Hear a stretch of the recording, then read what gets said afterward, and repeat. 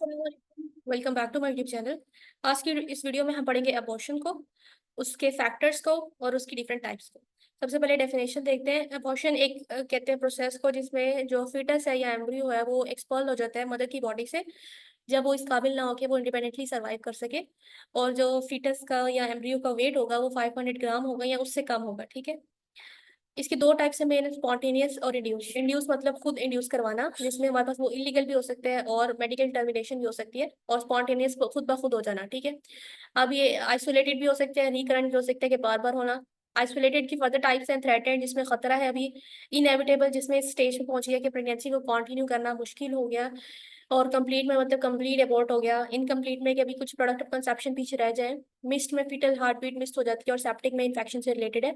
सो सबसे पहले जो मेन इटियोलॉजी है या इसका कॉज अबॉर्शन का, वो दो फैक्टर्स इन्वॉल्व होते हैं इसमें, या फिटस की वजह से होता है या फिर मैटरनल फैक्टर्स। अब ऐसा अगर बच्चा जिसमें कोई क्रोमोसोमल एबनॉर्मेलिटी है, कोई स्ट्रक्चरल डिफेक्ट है, या कोई उसमें नंबर्स कम है क्रोमोसोम के, तो उसको कुदरत खुद ब खुद जो है वो अबॉर्ट कर देती है, उसका मिसकैरेज खुद ब खुद हो जाता है।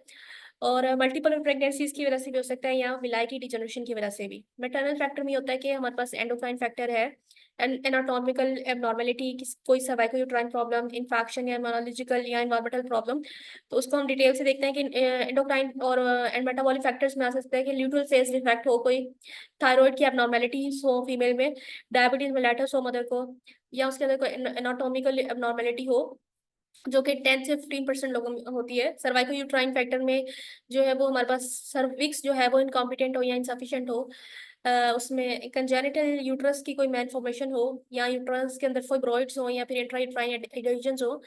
इन्फेक्शंस में वायरल भी है, पैरासाइटिक भी है, बैक्टीरियल भी है, रूबेला, साइटोमेगालो, एचआईवी की वजह से, या टोक्सोप्लाज्मा मलेरिया, या फिर यूरियोप्लाज्मा और क्लेमाइडिया, इनकी वजह से भी अबॉर्शन हो सकता है।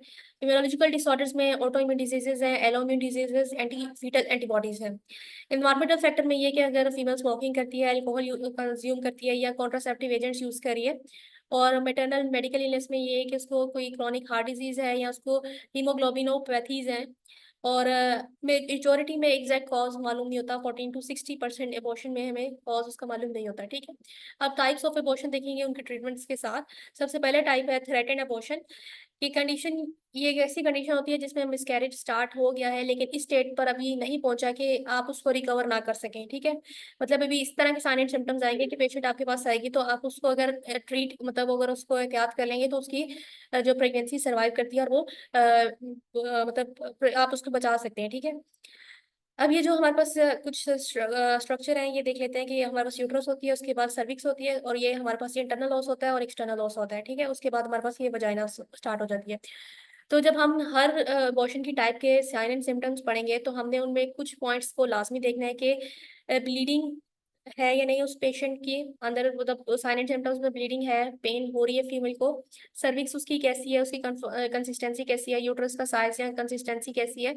और ये देखना हमने कि जो इंटरनल ऑस या एक्सटर्नल ऑस क्लोज्ड है या ओपन है। ठीक है। तो जो थ्रेटेड एबॉर्शन है सबसे पहली टाइप है, तो सबसे पहले उसकी ब्लीडिंग आप लोग देख लें कि उसमें स्लाइट ब्लीडिंग होगी पर वजाइना। पेन जो होते हैं यूजुअली पेनलेस होता है, there may be mild backache और dull pain in the lower abdomen. अब यूट्रस की अब कंसिस्टेंसी और सर्विक्स जो है वो सॉफ्ट होंगे।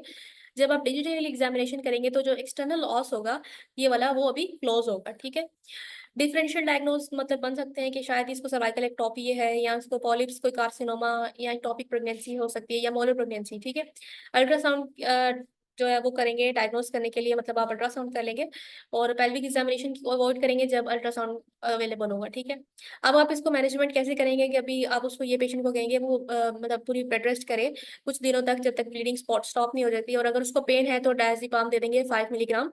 और 80% प्रेगनेंसीज में अगर थ्रेटेन अबॉर्शन जो है वो टर्म तक चले जाते हैं, मतलब पूरा वो सर्वाइव कर लेते हैं। अगर फिटस लाइव हो, मतलब जिंदा हो अल्ट्रासोनोग्राफी पे, तो प्रेगनेंसी जो है वो कंटिन्यू करती है 95% केसेस में। और इफ प्रेगनेंसी कंटिन्यूस, अगर प्रेगनेंसी अगर कंटिन्यू करती है तो देर इज इंक्रीज प्रेगनेंसी, मतलब ऐसा चांसेस हो सकते हैं कि उसकी प्री टर्म लेबर हो जाए, कि 9 मंथ से पहले जो उसकी डिलीवरी हो जाए, या फिर प्लेसेंटा प्रीविया हो जाए, कि प्लेसेंटा की ग्रोथ जो है वो यूट्रस के इर्द गिर्द हो जाए, या फिर इंट्रा यूट्राइन इनसफिशिएंट ग्रोथ हो सकती है, कि यूट्रस जो फीटस है उसकी ग्रोथ इनसफिशिएंट हो सकती है। ठीक है। लेकिन इस ये ऐसी चीज़ है जिसको अगर हम मैनेज कर लेंगे टाइम से तो इसको बचाया जा सकता है। इनएविटेबल अबॉर्शन ऐसी क्लिनिकल कंडीशन है जिसमें इस चेंजेस इतने हो गए हैं कि अब प्रेगनेंसी को कंटिन्यू करना इम्पॉसिबल है। तो इसमें जो हमारे पास अब ट्रीटमेंट होगा कि वो हमने अब अबॉर्शन ही करना है, फीमेल की बॉडी से अब उसको चीज को रिमूव करना है, ठीक है, फीटस को रिमूव करना है। तो इसमें जो क्लिनिकल फीचर्स आएंगे, समटाइम्स द फीचर्स में develop without prior clinical evidence of threaten miscarriage. Internal examination जब इसके करेंगे तो सबसे पहले जो इसका फीचर होगा वो इंटरनल ऑस जो होगा, एक्सटर्नल के लिए थ्रेटन में क्लोज था, यहाँ पे अब इंटरनल ऑस जो होगा वो भी डायरेक्ट हुआ होगा, जहां से प्रोडक्ट ऑफ कंसेप्शन जो है वो फील हो रहे होंगे, ठीक है। और इसके अलावा वजाइनल ब्लीडिंग भी होगी और कॉलिकी पेन होगी लोअर एब्डोमेन में, ठीक है। मैनेजमेंट को अब आपने क्या करना है, एक्सेलरेट कर देना है प्रोसेस ऑफ एक्सपल्जन को, यानी जो एक्सपल्जन हो रहा है, अबॉर्शन हो रहा है, उसको आपने बस एक्सेलरेट करना है। अगर प्रेगनेंसी 12 वीक से कम है तो आप सक्शन इवैक्यूएशन करेंगे, और अगर 12 वीक से ज्यादा की है तो फिर उसको ऑक्सीटोसिन इन्फ्यूजन देंगे, जिससे वो नेचुरली खुद ही बाहर आ जाएगा, ठीक है, जैसे डिलीवरी के टाइम बेबी बाहर आता है।